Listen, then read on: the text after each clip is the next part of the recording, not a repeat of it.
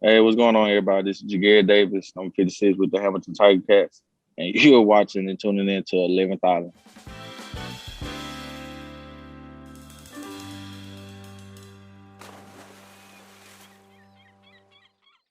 What is going on? Welcome to 11th Island. I'm Brad. That's Chris over there. And finally, we have some CFL games to talk about. Week 1 is now done. We're underway with the 2021 season. Chris, let's get into it. Yeah, so I figured we start with to me, the most exciting game, first on face value, but then also the one with the most things to discuss, which is the BC Lions and the Saskatchewan Roughriders, which ended Roughriders winning 33-29. Brad, what was going on there with the quarterbacks? Well, to go from the quarterbacks too, this game was also, I think, 31 nothing, maybe 32 nothing at one point to Saskatchewan. But the quarterbacks here, the CFL is really leaning into the gambling angle this year, and that's the injury reports and the depth chart. So they said you have to put out the true depth charts, no scheming and getting around people. And they had Mike Riley as the starting QB listed. All BC Lion bettors were going, let's go. Mike Riley's healthy, ready to go, or at least competent enough to play. And then Nathan Rourke takes the first snap. We're going, what's going on here? I thought the CFL and the game, we were going to eliminate this. And then Nathan Rourke, shaky start, but he kind of starts coming on at the end of the half. So we're going, okay. The game was kind of blown out of proportion at that point, it seemed like. And then all of a sudden, Mike Riley's taking snaps to start the second half. And looking like Peyton Manning in Super Bowl 50, just throwing ducks out there. And then in the final, he comes back. I don't know how the cornerbacks for Saskatchewan didn't realize that, we just got to play underneath the receiver here and just come back to the ball. And then 2 minutes left or so, they're down by a score. Nathan Rourke, you're back in the game because we actually need to throw downfield. Drives him down the length of the field.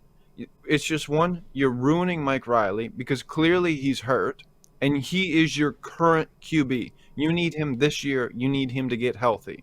And Nathan Rourke, probably your future QB, why are you ruining his confidence by going, you're yanked from the game, and no, get back out there. Now we need to score. Yeah, it's weird. It was a weird thing where we were kept in the dark, and then the whole thing with, as you said, with the gambling, we got to bring this in, so you're going to actually have to say who's injured. You can't just be pulling the last minute surprises there. And it was weird because he's hurt, but he can still play as he played in that second half. But so then where is the line there where okay, so we don't have to tell when he's injured, but we don't have to tell you if he's starting, who's going to start, or we can say this guy's going to start. So I wonder if there's a loophole where teams now say, okay, you know what, we're just not going to list people as injured. If we can throw them in for a play, he's not injured. He's not. So and then you can just keep it where you got a guy like Mike Riley who defenses want to prepare for and plan for and build that for, and bettors put in stuff whatever, and then you just can switch it out as long as he can come in for a couple plays. You don't have to list anything. Yeah, and I think if you're BC here, Rourke is going to be he's going to be a decent QB down the line. You need Mike Riley this year, and if he's not healthy, it might be a long year. And if you're looking at the Rough Riders here, came out on fire. Fajardo looking great, the whole offense looking great, defense was looking good too. They held them pretty tight for the first bit, but you got to be real concerned here. The way they fell off that hard in the second half, especially the defense. Mike Riley was clearly not himself out there. And what's the defense like? If you're the defensive coach here, Chris, what are you doing this week? Yeah, especially even at home, with those fans behind you, and just to roll out at halftime, and I really wonder, just what it was like when kind of the hero Mike Riley shows up out of nowhere, and just switches you on the fly. I think that really can shift the tone of a game. When you're going one way, you're rolling. And a lot of that scoring was thanks to the defense. Playing Rourke, they got the pick six there.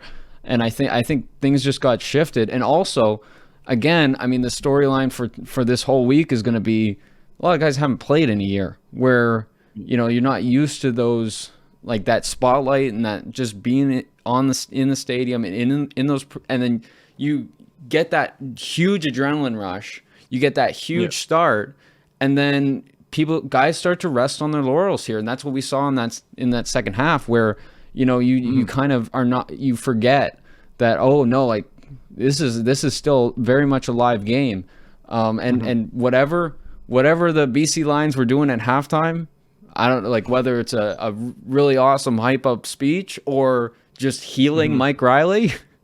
It seemed to do the trick. Yeah, it's going to be interesting to see the trajectory of these two teams because they can either go way up or they can go way down. And after week 1, we really don't know. Yes. So what we got next, Chris? All right. So next up, we got the Shy Cats. So the Blue Bombers were able to beat the Hamilton Tiger Cats after the Tiger Cats got off to kind of a big start. The final score 19-6. Brad, what are your thoughts? Well, I mean, Hamilton came out on fire. I mean, the big question coming into this game that we kind of touched on in our week 1 preview is whether Masoli or Dane Evans was going to start. And most people thought Masoli would start, given that he's higher paid. He has been the starter before, kind of their career guy, and that Dane Evans might be the future, but Masoli's still the present, especially how bad Dane Evans looked in the Grey Cup of 2019. I mean, he proved him right for a drive, and then everything just fell off here. I mean, you had that 2019's MLP, Brandon Banks, not looking great, looking really frustrated out there. But I think the real story here is that Winnipeg kind of got slept on. I mean, they're defending champs here. When we talked to Willie Jefferson, like he didn't talk to us like they were coming out there trying to, beat the underdogs. It was like, we're the champs. Like we're coming in here like we did in the Grey Cup, and we're gonna do our job and we're gonna win, even though we have injuries like Andrew Harris is out. So I think the real story is like I think we were sleeping on Winnipeg.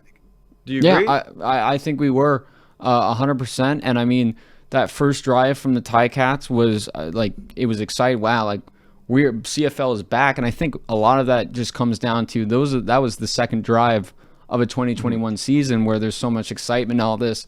And Mazzoli is able to, I think, what was that touchdown for, like 40 yards? That pass, something like that, yeah. So you got the fans into, and then they go for 2 there, which was I think an interesting move, and it really, it was a statement move, right? You're coming off Winnipeg raising the banner. You just have such a visual score right there. It was such a quick drive, and I don't even I trying to remember if they even needed a second down conversion at all on that drive. Like they were really rolling, and then they got stopped on that going for 2, and it just went downhill from there. Brady Oliveira for the Bombers was really good on the running game. I think he got like 100 and what is it? Yeah, 120 something yards. Yeah, I believe. 126 yards. I'm yards. on my fantasy squad, so let's go. So that was, and some people were saying that Brady is. They need to protect him because he's kind of just after a couple or year off, but they just were rolling right out with him, and Hamilton's defense just couldn't get it done. Well, Brady Oliveira is looking like Andrew Harris 2.0, which is, you got Andrew Harris coming back soon too.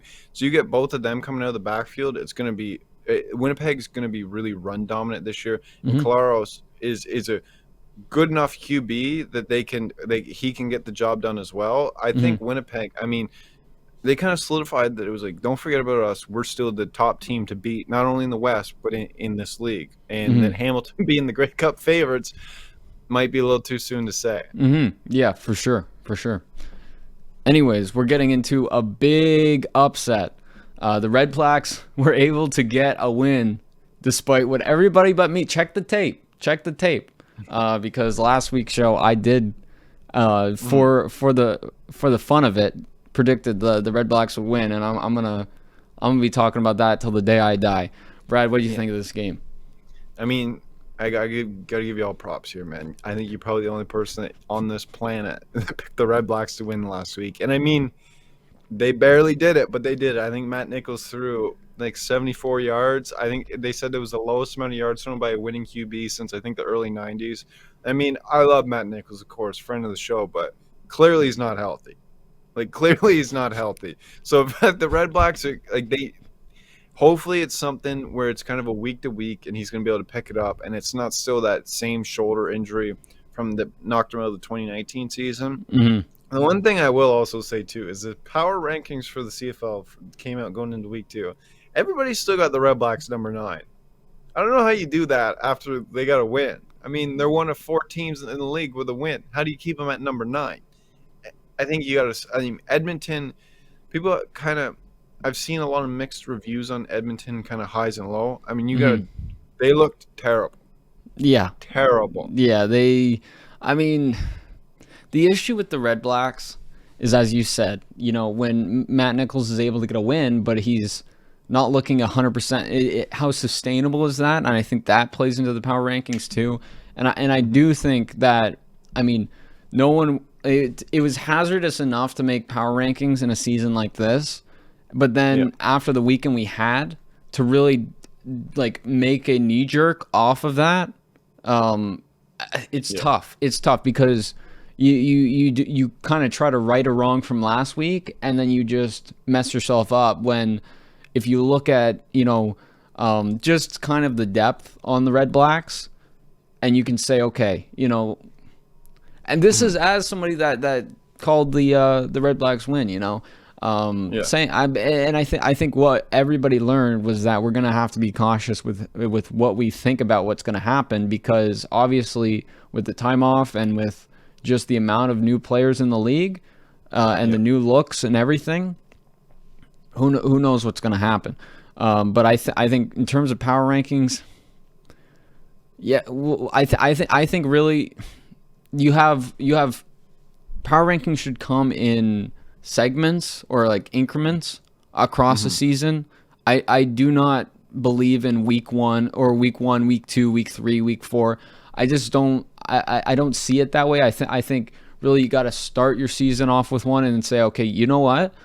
Based on our power rankings, based on what happened week 1, everything's off. So then I think you have to have, I guess, whoever makes these power rankings. I don't know who makes these, but whoever, I feel like they need to. Oh, okay, we need to update it. But I think based on what happened this weekend, I think we're a while away from things really solidifying themselves in terms of who's better than who.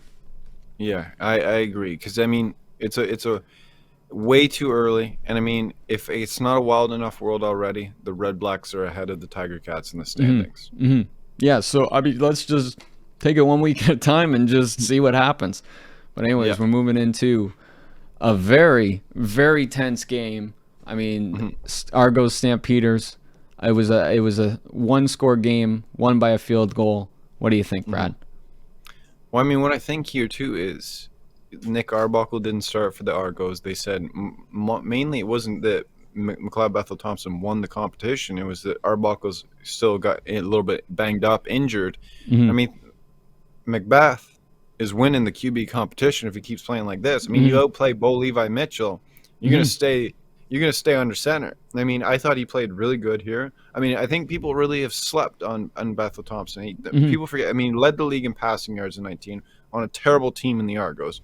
A lot of garbage time yards for sure, but he's still a good QB. He played in the spring league in 2020 to stay ready, and it showed. I mean, he was very competent, played well. The Argos coming in, they have so many new pieces, so it's a matter of they have the talent.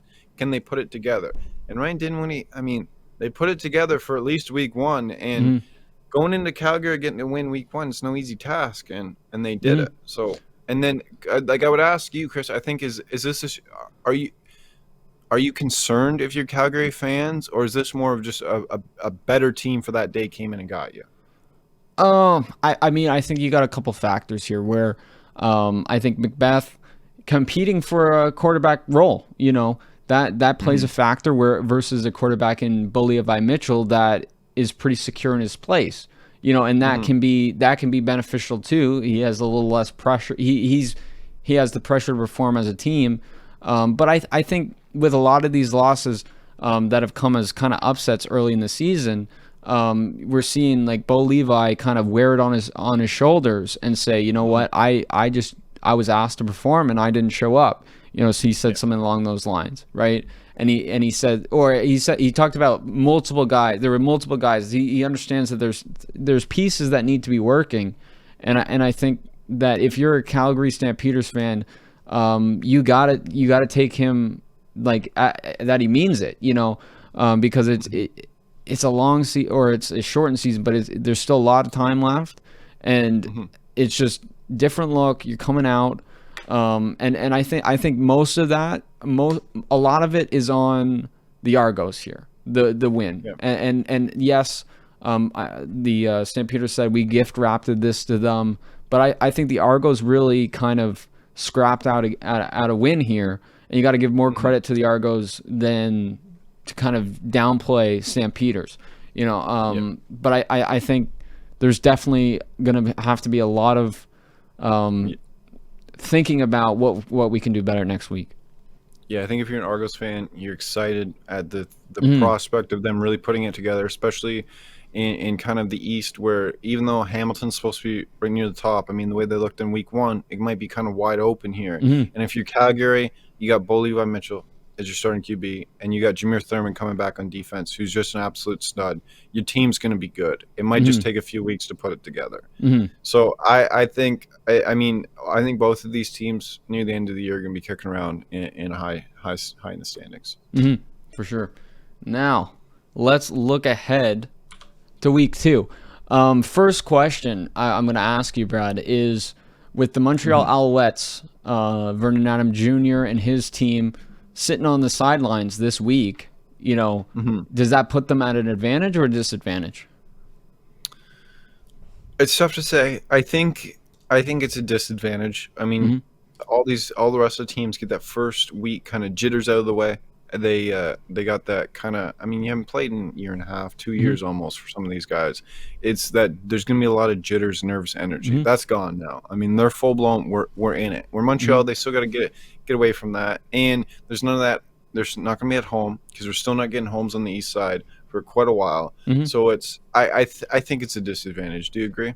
I'm not as. Like, I see what you're coming from, but my counter to that, I think, is they're going up against the Elks this week. And I think that the benefit, especially if you're going up against a team that lost, where you can get a look, like you can see, I don't even know why I said because that's my point. You get a look, right, where you don't have a situation where people are trying to figure out teams. You don't have the Rough Riders trying to figure out a BC Lions and a different quarterback just showed up. There's less room for those surprises, and I think if you're anybody that's kind of been there before, you're sitting last weekend and you're watching and watching the Elks and saying, okay, here were the holes, because obviously there's holes, right? You watch the Redblacks kind of sneak out a win, and you say, you know what, I think we can be better than the Redblacks. So I think it'll be really interesting to see if the Elks are able to, like, who has the advantage, right? Are the Elks going to be a little bit more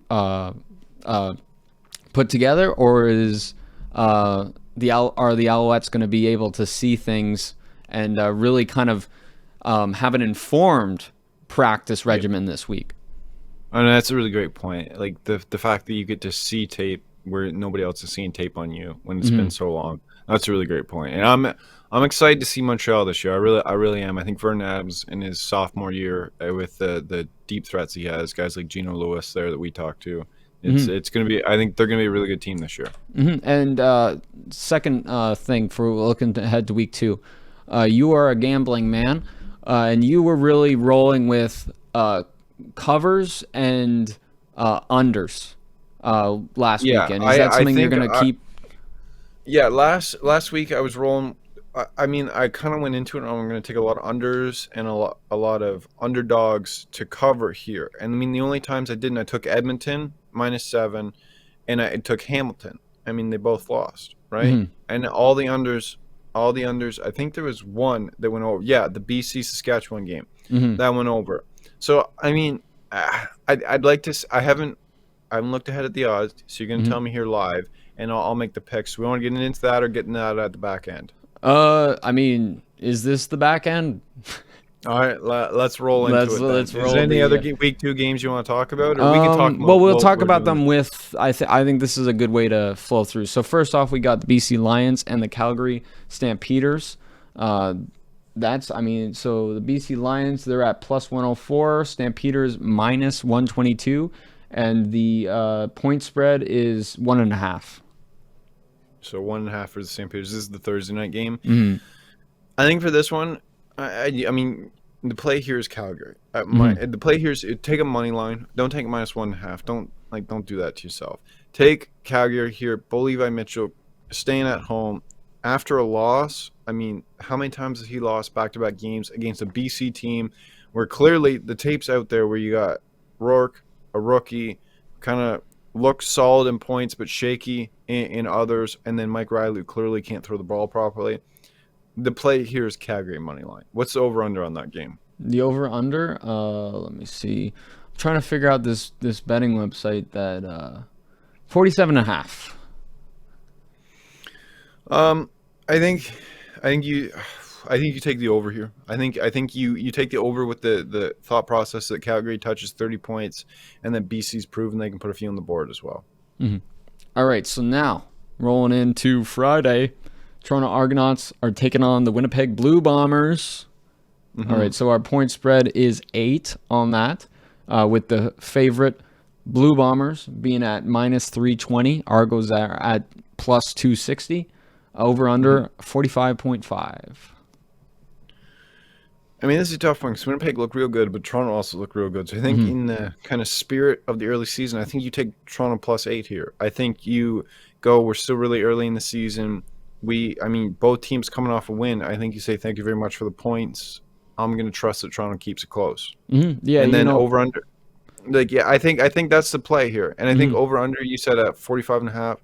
I think you go under here because I think both offenses look competent, but not stout, and I think the defenses look better. So I think this is a close game, kind of in the 20-20 or like 23-20 range that Toronto Calgary was, and then you hope, especially in a close game like that Toronto's going to keep the score close. Mm-hmm. Now this is a big cover, but I mean this is the biggest tilted scale on here for the next 4 weeks because the rest. I mean, Montreal Alouettes, Edmonton Elks, you got 1.5 point spread, 48.5 over under, and then so the Alouettes are at plus 104 and the Elks are at minus 122. So it's really like a close in the odds, and it's funny how to our conversation earlier, I mean, the bettors seem to be going towards the Elks having a little bit of advantage having played last week. I mean, you got to hammer Montreal here. Mm-hmm. And Edmonton coming off, I mean, they just looked terrible against the Redblacks, who, again, people have kind of unanimously said that the Redblacks are the worst team in the league.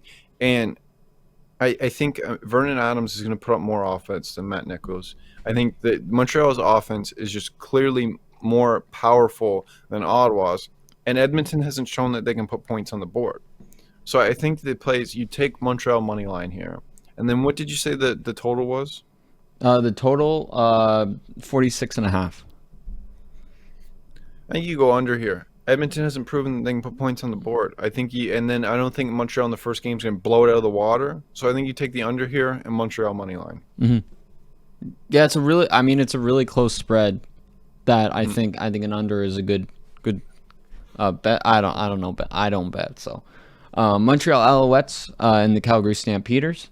Last game of. Oh wait, did I go? Those 2 teams you already said. I think you already went through them all. Yeah, I did. I did go over. This gambling site, I will say, no free shout outs.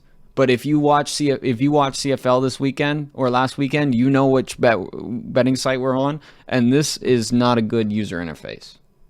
I will just say.